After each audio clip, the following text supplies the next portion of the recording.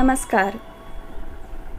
श्रीमद्भागवत महापुराण कथा में आज मैं पंचम स्कंध का 11वें, 12वें, 13वें अध्याय का हिंदी में भावार्थ सुनाऊंगी, जिसमें राजा रहुगण को भरत जी का उपदेश और 13वें अध्याय में जाकर के राजा रहुगण का संशय दूर होगा। प्रथम भगवान श्री कृष्ण के चरणों में मेरा प्रणाम। ओम नमो भगवते वासुदेवाय। श्री गणेशाय नमः। व्यास मुनि की जय हो, नर नारायण की जय हो, माँ भगवती सरस्वती की जय हो। आइए हिंदी में भावार्थ सुनिए। राजा रहुगण को भरत जी का उपदेश। जड भरत ने कहा, राजन, तुम अज्ञानी होने पर भी पंडितों के समान ऊपर ऊपर की तर्क वितर्क युक्त बात कह रहे हो। पहले की वीडियो में आप सुनिएगा कि वितर्क वितर्क में क्या बात कहते हैं। इसीलिए तुम्हारी गणना श्रेष्ठ ज्ञानियों में नहीं हो सकती। तत्वज्ञानी पुरुष इस अविचार सिद्ध स्वामी सेवक आदि व्यवहार को तत्व विचार के समय सत्य रूप से स्वीकार नहीं करते। लौकिक व्यवहार के समान ही वैदिक व्यवहार भी सत्य नहीं है, क्योंकि वेद वाक्य भी अधिकतर गृहस्थ जनोचित यज्ञ विधि के विस्तार में ही व्यस्त हैं। राग द्वेष आदि दोषों से रहित विशुद्ध तत्व ज्ञानी की पूरी अभिव्यक्ति प्रायः उनमें भी नहीं हुई, जिससे गृहस्थोचित यज्ञ आदि कर्मों से प्राप्त होने वाला स्वर्ग आदि सुख स्वप्न के समान है नहीं जान पड़ता। उसे तत्व ज्ञान कराने में साक्षात उपनिषद वाक्य भी समर्थ नहीं है। जब तक मनुष्य का मन सत्वरज अथवा तमोगुण के वशीभूत रहता है, तब तक वह बिना किसी अंकुश के उसके ज्ञान इंद्रियां और कर्म इंद्रियों से शुभाशुभ कर्म कराता रहता है। यह मन वासना में विषयासक्त गुणों से प्रेरित विकारी और भूत एवं इंद्रिय रूप 16 कलाओं में मुख्य है। यही भिन्न भिन्न नामों से देवता और मनुष्य आदि रूप धारण करके शरीर रूप उपाधियों के भेद से जीव की उत्तमता और अधमता का कारण होता है। यह मायामय मन संसार चक्र में छलने वाला है। यही अपने देह के अभिमानी जीव से मिलकर उसे काल चक्र से प्राप्त हुए सुख दुख और इनसे व्यतिरिक्त मोह रूप अवश्यंभावी फलों की अभिव्यक्ति करता है। जब तक यह मन रहता है, तभी तक जागृत और स्वप्नावस्था का व्यवहार प्रकाशित होकर जीव का दृश्य बनता है। इसीलिए पंडित जन मन को ही त्रिगुणमय अधम संसार का और गुणातीत परमोत्कृष्ट मोक्ष पथ का कारण बताते हैं। विषय से आसक्त मन जीव को संसार संकट में डाल देता है। विषयहीन होने पर वही उसे शांतिमय मोक्ष पद प्राप्त करा देता है। जिस प्रकार घी से भीगी हुई बत्ती को खाने वाले दीपक से तो धुएं वाली शिखा निकलती रहती है, जब घी समाप्त हो जाता है, उसी प्रकार विषय और कर्मों से आसक्त हुआ मन तरह तरह की वृत्तियों का आश्रय लिए रहता है और इनसे मुक्त होने पर भी वह अपने तत्व में लीन हो जाता है। मुक्त होने पर वीरवर 5 अब समझाते हैं कैसे। कहते हैं कि 5 कर्मेंद्रियां, 5 ज्ञानेंद्रियां और 1 अहंकार, ये 11 मन की वृत्तियां हैं तथा 5 प्रकार के कर्म, 5 तन्मात्र और 1 शरीर, ये 11 उनके आधारभूत विषय कहे जाते हैं। गंध रूप स्पर्श रस और शब्द, ये 5 ज्ञानेंद्रियों के विषय हैं। मल त्याग संभोग गमन भाषण और लेना देना आदि व्यापार, ये 5 कर्मेंद्रियों के विषय हैं। तथा शरीर को यह मेरा है इस प्रकार स्वीकार करना अहंकार का विषय है। कुछ लोग अहंकार को मन की 12वीं वृत्ति और उसके आश्रय शरीर को 12वां विषय भी मानते हैं। ये मन के 11 वृत्तियां द्रव्य यानी विषय, स्वभाव यानी आशय, संस्कार, कर्म और काल के द्वारा सैकड़ों हजारों और करोड़ों भेदों में परिणत हो जाती हैं, किंतु इनके सत्ता क्षेत्र के आत्मा की सत्ता से ही है। स्वतः यह परस्पर मिलकर नहीं है, यानी आत्मा की ही सत्ता प्रमुख सत्ता है। ऐसा होने पर भी मन से क्षेत्रज्ञ का कोई संबंध नहीं है। यह तो जीव की ही माया निर्मित उपाधि है। यह प्रायः संसार बंधन में डालने वाले विशुद्ध कर्मों में ही प्रवृत्त रहता है। इसकी उपर्युक्त वृत्तियाँ प्रवाह रूप से नित्य ही रहती हैं। जागृत और स्वप्न के समय वे प्रकट हो जाती हैं और सुषुप्ति में छिप जाती हैं। इन दोनों ही अवस्थाओं में क्षेत्रज्ञ जो विशुद्ध चिन्ह मात्र है, मन की इन वृत्तियों को साक्षी रूप से देखता रहता है, यानी आत्मा। यह क्षेत्र के परमात्मा सर्वव्यापक जगत का आदि कारण परिपूर्ण अपरोक्ष स्वयं प्रकाश अजन्मा ब्रह्मादि का भी नियंता और अपने अधीन रहने वाले माया के द्वारा सबके अंतःकरणों में रहकर जीवों को प्रेरित करने वाला समस्त भूतों का आश्रय रूप भगवान वासुदेव है। यानी ये जो आत्मा है ये स्वयं परमात्मा है जो जीव में आत्मा के रूप में रहते हैं और उन्हें प्रेरित करती है, वही आत्मा। उसी प्रकार वह ये समस्त आश्रय रूप भगवान वासुदेव हैं। जिस प्रकार अब समझाते हैं, जिस प्रकार वायु संपूर्ण स्थावर जंगम प्राणियों में प्राण रूप से प्रविष्ट होकर उन्हें प्रेरित करती है, उसी प्रकार वह परमेश्वर भगवान वासुदेव सर्वसाक्षी आत्मस्वरूप से इस संपूर्ण प्रपंच में ओतप्रोत है, मिले जुले हैं। कहते हैं जट भरत जी, राजन, जब तक मनुष्य ज्ञान उदय के द्वारा इस माया का तिरस्कार कर, इसकी आसक्ति छोड़कर तथा काम क्रोध आदि शत्रुओं को जीतकर आत्म तत्व को नहीं जान लेता है, और जब तक वह आत्मा और उपाधि रूप मन को संसार दुख का क्षेत्र नहीं समझता, तब तक वह इस लोक में यूं ही भटकता रहता है, पानी वाले चक्र की तरह। क्योंकि चित्त उसके शोक मोह रोग लोभ और वैर आदि के संस्कार तथा ममता की वृद्धि करता रहता है। यह मन ही तुम्हारा बड़ा बलवान शत्रु है। यह यद्यप स्वयं तो सर्वथा मिथ्या है, तथापि इसने तुम्हारे आत्म स्वरूप को आच्छादित यानी चारों तरफ से घेर रखा है। इसलिए तुम सावधान होकर श्री गुरु और हरि के चरणों की उपासना के अस्त्र से इस जो मन का जो बादल है, मन से जो ढका है, उस मन को काट डालो। अब जो है आप पंचम स्कंद का 12वें अध्याय का हिंदी में भावार्थ सुनिए। इस अध्याय में रहुगण प्रश्न करेंगे और जड भरत जी उसका समाधान बताएंगे। आइए सुनिए। राजा रहुगण ने कहा, भगवान, मैं आपको नमस्कार करता हूँ। आपने जगत का उद्धार करने के लिए ही यह अपना देह धारण किया है। योगेश्वर, आपने परम आनंदमय स्वरूप का अनुभव करके अपने परमानंद स्वरूप का अनुभव करके आप इस स्थूल शरीर से उदासीन हो गए हैं तथा एक जड ब्राह्मण के वेश से अपने नित्य ज्ञान में स्वरूप को जन साधारण की दृष्टि से होजल किए हुए हैं। मैं आपको बार बार नमस्कार करता हूँ। उनके स्वरूप को, उनके आत्मा के स्वरूप को और शरीर के स्वरूप को स्वीकार करते हुए राजा रहुगण प्रणाम करते हैं। ब्राह्मण जिस प्रकार ज्वर से पीड़ित रोगी के लिए मीठी औषधि और धूप से तपे हुए पुरुष के लिए शीतल जल अमृत तुल्य होता है, उसी प्रकार मेरे लिए जिसकी विवेकी बुद्धि को देह अभिमान रूप विषैले सर्प ने डस लिया है, आपके वचन अमृत में औषधि के समान हैं। देव, मैं आपसे अपने संशयों की निवृत्ति तो पीछे कराऊंगा। पहले तो इस समय आपने जो आध्यात्म योग में उपदेश दिया है उसको सरल करके हमें समझाइए। उसे समझने की मुझे बड़ी उत्कंठा है। योगेश्वर, आपने जो यह कहा कि भार उठाने की क्रिया तथा उससे जो श्रम फल होता है, यह दोनों ही प्रत्यक्ष होने पर भी केवल व्यवहार मूल के ही हैं, वास्तव में सत्य नहीं हैं। वे तत्व विचार के सामने कुछ भी नहीं ठहरते। सो इस विषय में मेरा मन चक्कर खा रहा है। आपके इस कथन का मर्म मेरी समझ में नहीं आया। जट भरत ने कहा, पृथ्वी पते, यह देह पृथ्वी का ही विकार है।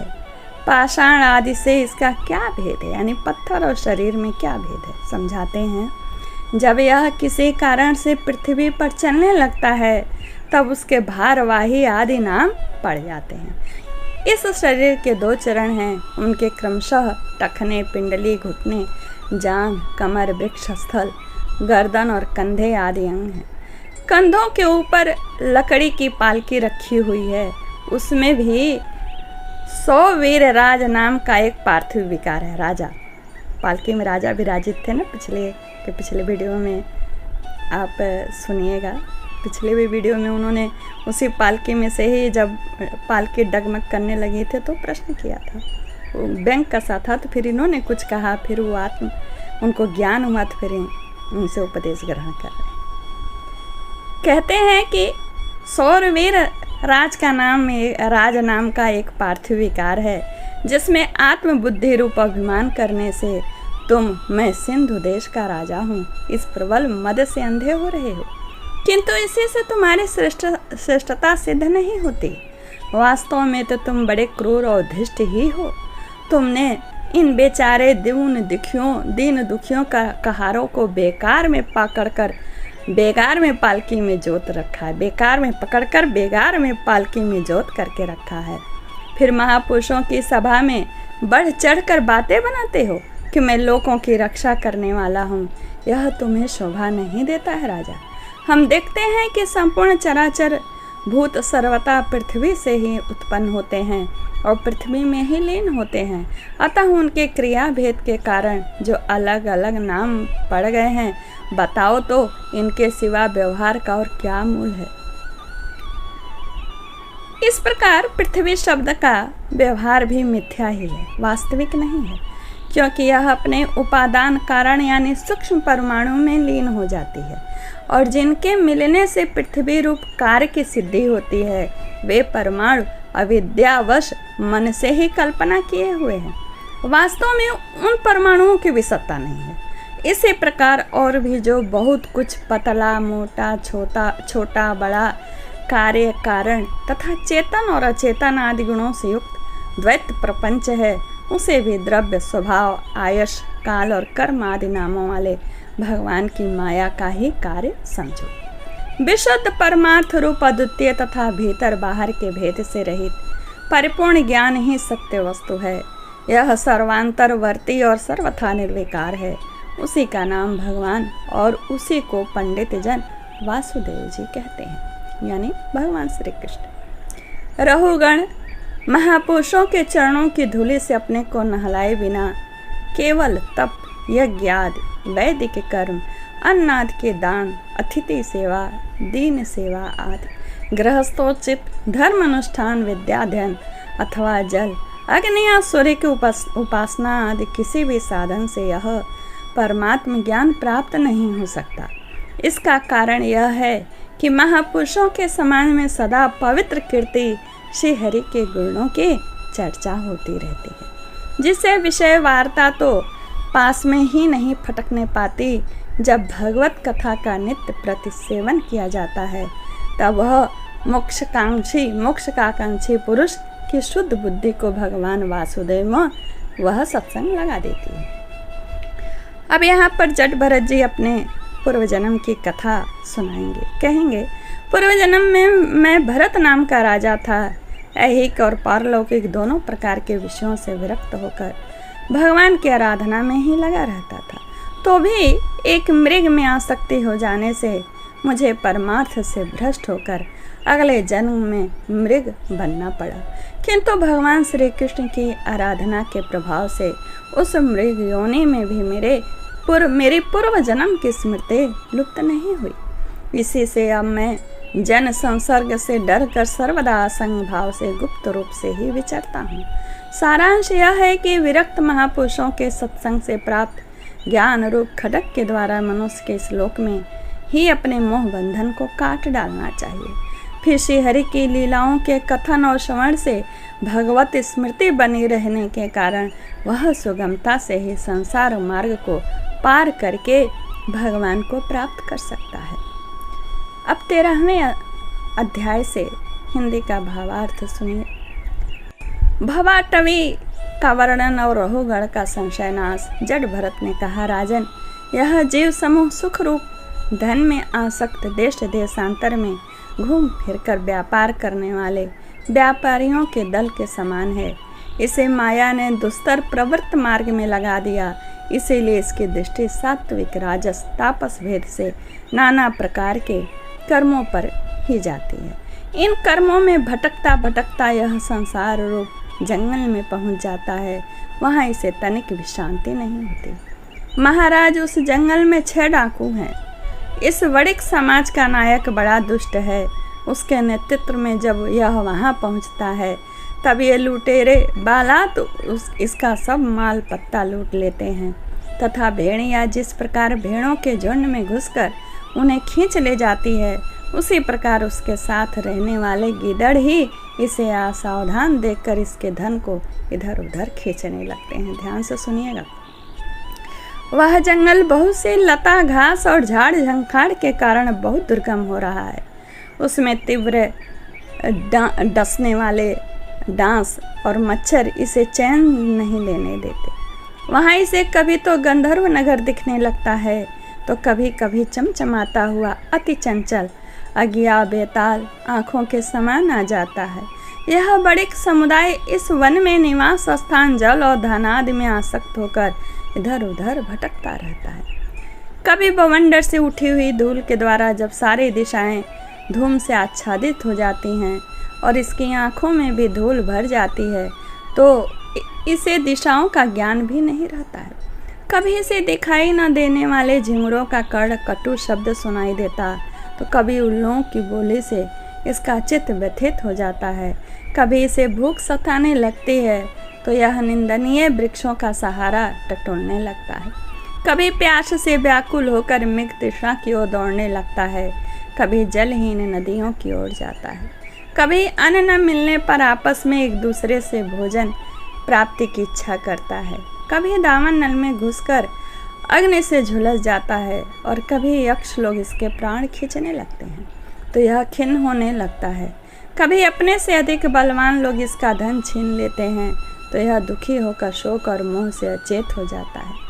कभी गंधर्व नगर में पहुंचकर घड़ी भर के लिए सब दुख भूलकर खुशी मनाने लगता है। कभी पर्वतों पर चढ़ना चाहता है तो कांटे और कंकड़ों द्वारा पैर छलनी हो जाने से उदास हो जाता है। कुटुंब बहुत बढ़ जाता है। उदर पूर्ति का साधन नहीं होता तो भूख की ज्वाला से संतप्त होकर अपने ही बंधु बांधवों पर खिंचने लगता है। कभी अजगर सर्प का ग्रास बनकर वन में फेंके हुए मुर्दे के समान पड़ा रहता है। उस समय इसे कोई सुध बुध नहीं रहती। कभी दूसरे विषैले जंतु से काटने लगते हैं तो उनके विष के प्रभाव से अंधा होकर किसी अंधे कुएं में गिर पड़ता है और घोर दुख में अंधकार में बेहोश पड़ा रहता है। कभी मधु खोजने लगता है तो मक्खियाँ इसके नाक में दम कर देती हैं और इसका सारा अभिमान अहंकार नष्ट हो जाता है। यदि किसी प्रकार अनेक कठिनाइयों का सामना करके वह मिल भी गया तो बलात् दूसरे लोग उसे छीन लेते हैं। कभी शीत घाम आंधी और वर्षा से अपनी रक्षा करने में असमर्थ हो जाता है। कभी आपस में थोड़ा बहुत व्यापार करता है तो धन के लोभ में दूसरों को धोखा देकर उनसे वैर ठान लेता है। कभी कभी संसार वन में इसका धन नष्ट हो जाता है तो इसके पास शैया आसन रहने के लिए स्थान और सैर सपाटे के लिए सवारी आदि भी नहीं रहते हैं। तब दूसरों से याचना करता है। मांगने पर भी दूसरे से जब उसे अभिलाषित यानी इच्छित वस्तु नहीं प्राप्त होती है तब पराई वस्तुओं पर अनुचित दृष्टि रखने के कारण इसे बड़ा तिरस्कार सहना पड़ता है।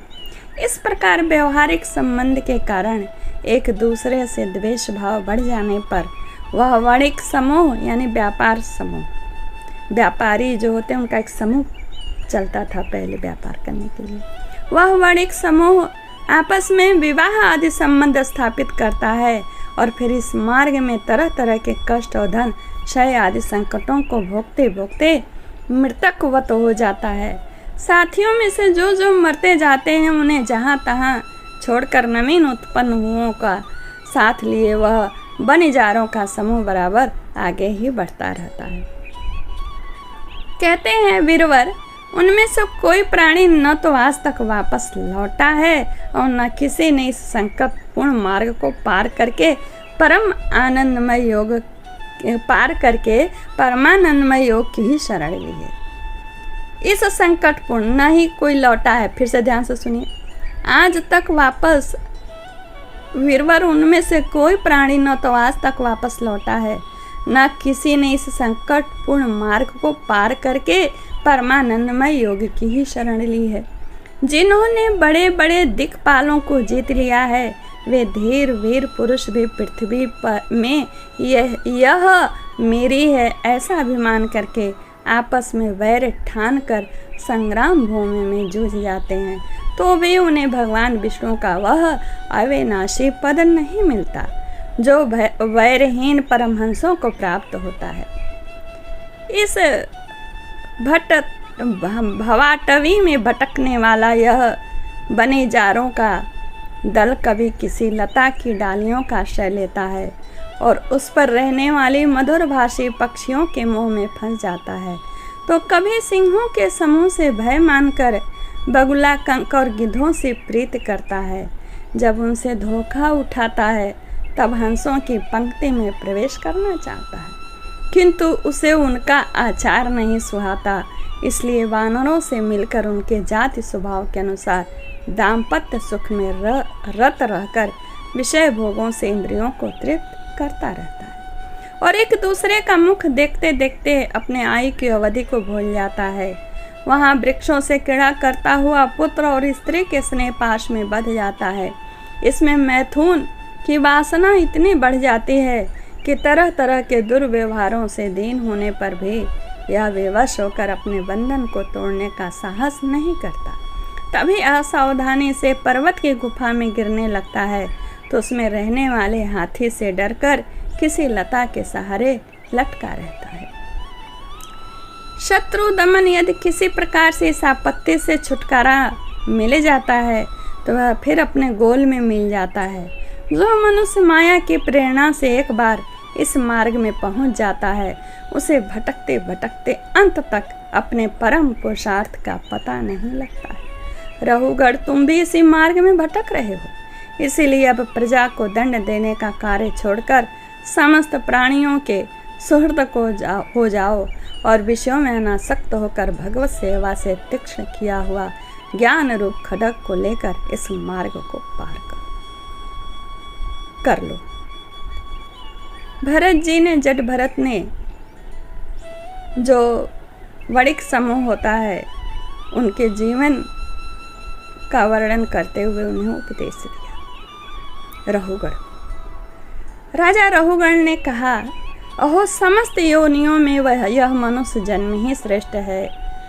अन्य अन्य लोकों में प्राप्त होने वाले देव आदि उत्कृष्ट जन्मों से भी क्या लाभ, जहाँ भगवान ऋषिकेश के पवित्र यश से शुद्ध अंतःकरण वाले आप जैसे महात्माओं का अधिकाधिक समागम नहीं मिलता। आपके चरण कमलों की रज का सेवन करने से जिनके सारे पाप ताप नष्ट हो गए हैं, उन महानुभावों को भगवान विशुद्ध भक्ति प्राप्त होना कोई विचित्र बात नहीं है। मेरी तो आपके 2 घड़ी के सत्संग से ही सारा कुतर्क मूलक अज्ञान नष्ट हो गया। श्री सुखदेव जी कहते हैं, उत्तरानंदन, इस प्रकार उन परम प्रभावशाली ब्रह्मर्षि पुत्र ने अपना अपमान करने वाले सिंधु नरेश रहुगढ़ को भी अत्यंत करुणावश आत्म तत्व का उपदेश दिया। तब राजा रहुगढ़ ने दिन भाव से उनके चरणों की वंदना की। फिर वे परिपूर्ण समुद्र के समान शांत चित्त और ऊपर तेंद्रिय होकर पृथ्वी पर विचरने लगे। उनके सत्संग और परमात्म तत्व का ज्ञान पाकर 100 वीर पति रहुगढ़ ने भी अंतःकरण में अविद्यावश आरोपित देहात्म बुद्धि को त्याग दिया। राजन, जो लोग भगवद आश्रित अनन्य भक्तों की शरण ले लेते हैं, उनका ऐसा ही प्रभाव होता है, उनके पास अविद्या ठहर नहीं सकती। राजा परीक्षित ने कहा, महाभागवत मुनि श्रेष्ठ, आप परम विद्वान हैं। आपने रूपकात के द्वारा अप्रत्यक्ष रूप से जीवों के जिस संसार रूप मार्ग का वर्णन किया, इस उस विषय की कल्पना विवेकी पुरुषों की बुद्धि ने की है। वह अल्प बुद्धि वाले पुरुषों की समझ में सुगमता से तो नहीं आ सकता। अतः मेरी प्रार्थना है कि इस दुर्बोध विषय को रूपक का स्पष्टीकरण करने वाले शब्दों से खोलकर हमें समझाइए।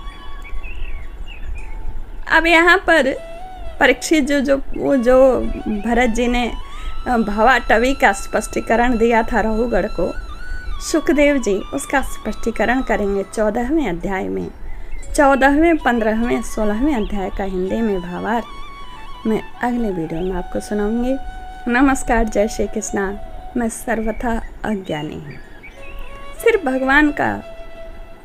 भगवान के यश का गुणगान करना ही प्रमुख उद्देश्य है कि कैसे भी उनके श्री चरण में भक्ति प्राप्त हो। उनकी कृपा दृष्टि मुझ पर बने, आप पर बने, सब पर बने।